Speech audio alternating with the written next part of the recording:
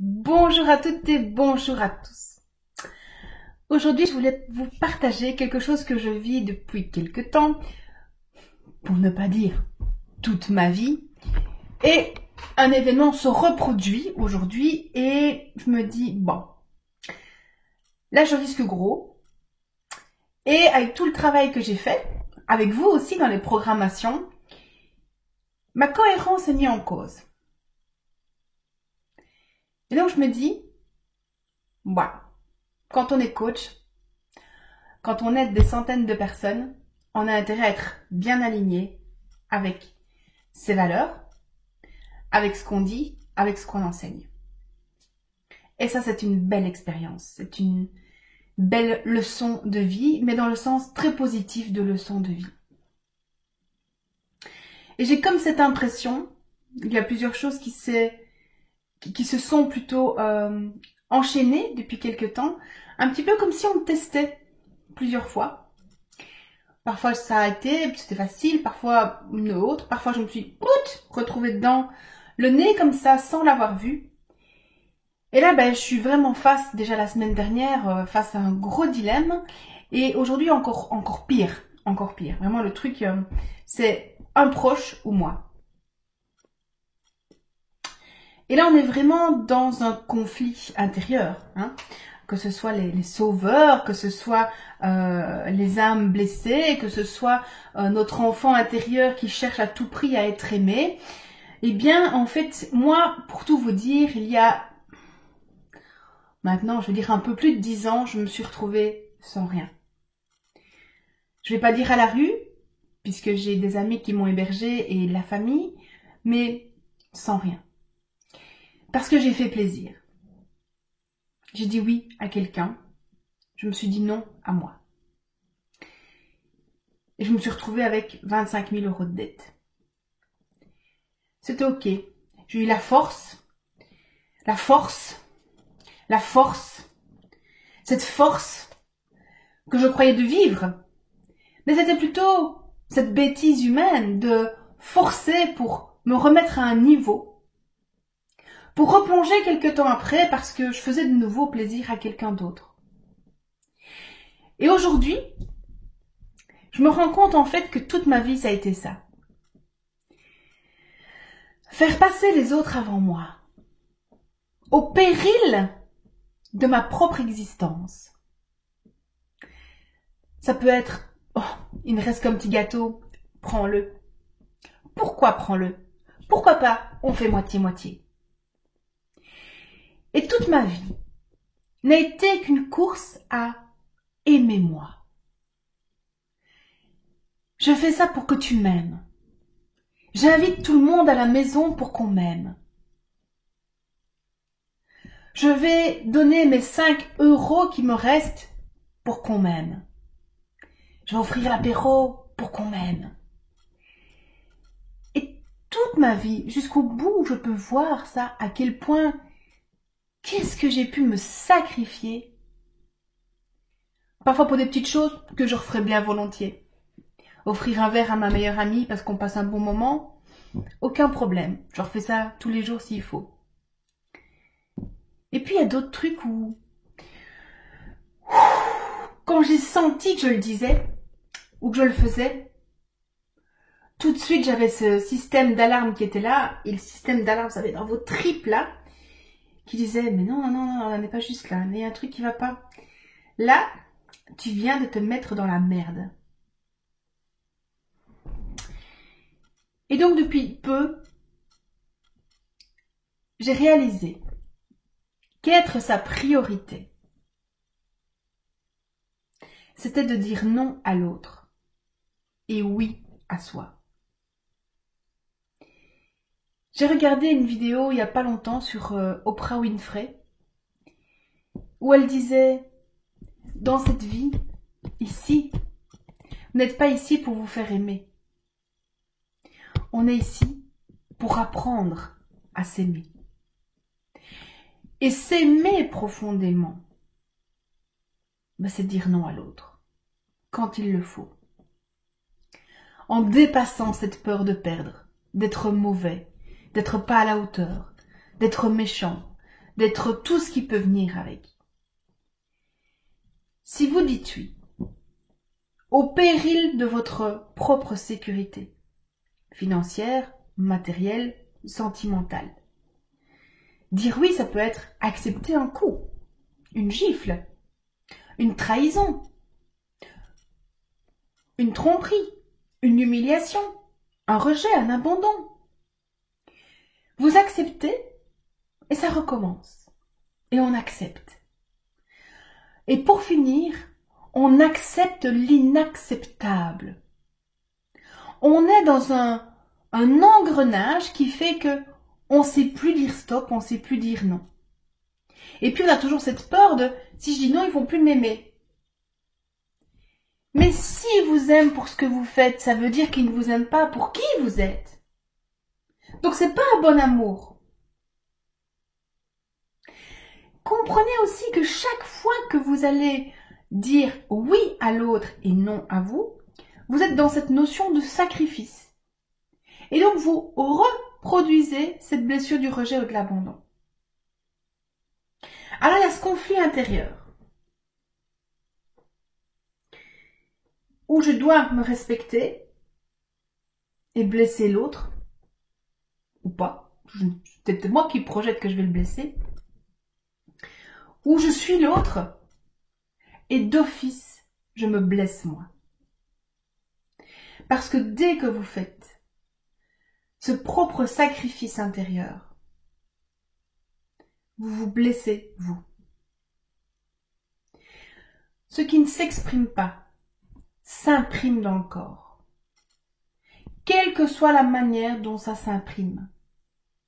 Une douleur physique, un problème, une maladie, un blocage, le cou qui se bloque, l'épaule qui fait mal. Tout ça s'imprime. Alors c'est pas nécessairement quelque chose à dire. C'est peut-être que j'ai eu peur de dire non. J'ai eu peur de te perdre, alors je dis oui, je fais semblant et je me mens. En disant j'ai fait ça pour faire plaisir. Mais combien de fois ça ne vous retombe pas dessus? Alors j'avais envie de faire cette vidéo pour vous en parler parce que aujourd'hui, ma décision est prise, je vais me choisir moi. Et je vais blesser cette personne profondément, je le sais. Mais je ne peux plus accepter de me mettre moi en porte-à-faux, de perdre encore une fois tout ce que j'ai acquis, tout ce que j'ai construit, de me trahir encore, de trahir ce corps qui est là tous les jours, que j'ai blessé des centaines et des centaines de fois, parce que je me suis dit, je peux y aller, je peux tout prendre, je peux tout résister, etc. Et donc, j'avais vraiment envie de vous dire que être sa priorité, c'est d'abord de penser à vous, à votre propre sécurité, à votre propre amour. Et c'est pas de l'égocentrisme. Oui, c'est de l'égoïsme. Parce que vous pensez à vous d'abord. Ce qui est différent de l'égocentrisme qui veut dire qu'il n'y a que vous qui comptez. Et alors il y a le fond et la forme pour dire les choses. Et donc c'est super important d'être cohérent avec vous. D'être cohérent avec vos valeurs. Et quand vous faites quelque chose, quand vous prenez une décision, si vous vous posez la question de savoir, est-ce que j'ai bien fait? Ou est-ce que je fais bien? Alors c'est une mauvaise décision. Et vous le savez. Oui, mais je me suis engagée. Tout engagement est désengageable. Surtout si votre vie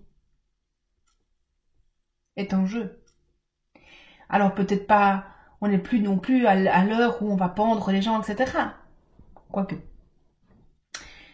Mais quand vous vous mettez dans une propre insécurité financière ou émotionnelle, pour faire plaisir ou soutenir quelqu'un, est-ce que c'est juste? Est-ce que l'autre, ce dans quoi il s'est mis, est-ce que c'est pas son histoire? Observez aussi vraiment, est-ce que c'est juste ce que lui a fait? Est-ce que d'abord c'est mon histoire et est-ce que c'est à moi en payer le prix? Est-ce que je ne peux pas l'aider autrement que de me mettre moi dans les emmerdes? Alors évidemment, je sens que tout ça va vous remuer, évidemment, de vous dire, ah oui, d'accord, bah oui, j'ai sacrifié ça, j'ai donné cet argent-là que j'en avais besoin, mais je l'ai quand même donné. Oui, tout ça, vous allez peut-être avoir de la colère contre vous, de la tristesse, j'entends. Il y a plein de vidéos pour ça, hein, je vous renvoie à la liste sur l'onglet communauté, il y a toute la liste des vidéos qui sont, et puis elle est remise à jour à chaque fois, donc vous en profitez. Mais, c'est sûr, il faut vraiment être cohérent. Et c'est, je crois, notre plus grande mission de vie, c'est d'être ici et de s'aimer à un tel point qu'on devient sa priorité. Et je vous rappelle vraiment qu'être sa priorité, ce n'est plus ne plus penser aux autres. Regardez, tous les jours je fais une vidéo pour vous, c'est gratuit, je ne demande rien, c'est avec un immense plaisir que je le fais. Mais par contre, je le fais à l'heure qui me convient, dans les moments qui me conviennent. Si je suis fatiguée, je la fais pas. Je suis ma priorité. Et c'est important de pouvoir trouver ce juste équilibre. Et ce que j'ai beaucoup aimé, quelqu'un m'a dit il n'y a pas longtemps, si tu cours après quelqu'un pour être aimé, c'est que tu ne t'aimes pas. Et surtout, c'est que la personne ne t'aime pas. Parce que l'amour est réciproque.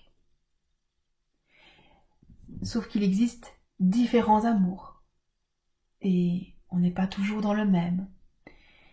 Mais donc, plus vous allez vous aimer, c'est-à-dire, ça veut dire quoi, Nati, s'aimer? Ça veut dire quoi, s'aimer?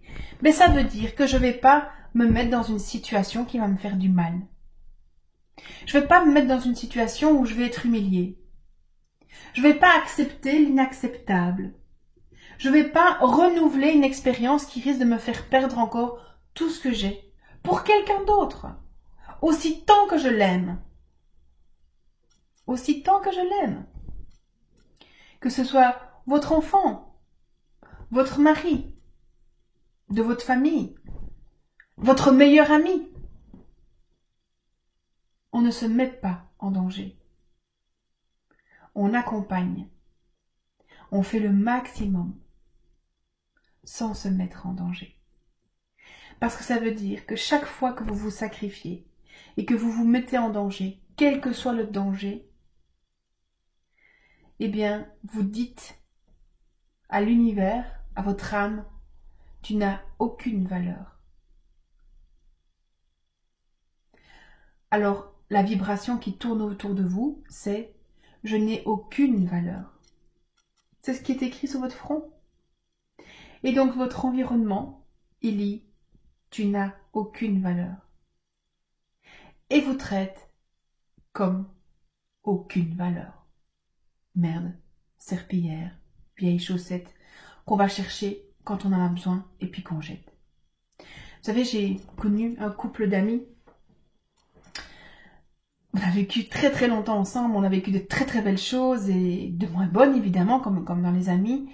Jusqu'au moment où nous avons commencé à remarquer que c'était à profit. Ils invitaient des gens qu'on ne voyait plus pendant 5 ans et puis les réinvitaient. Et donc on s'est rendu compte que c'était selon les événements, communion, anniversaire, qu'on était invité à certaines activités. Et donc en fait, il y a toute cette fausseté qui est là derrière.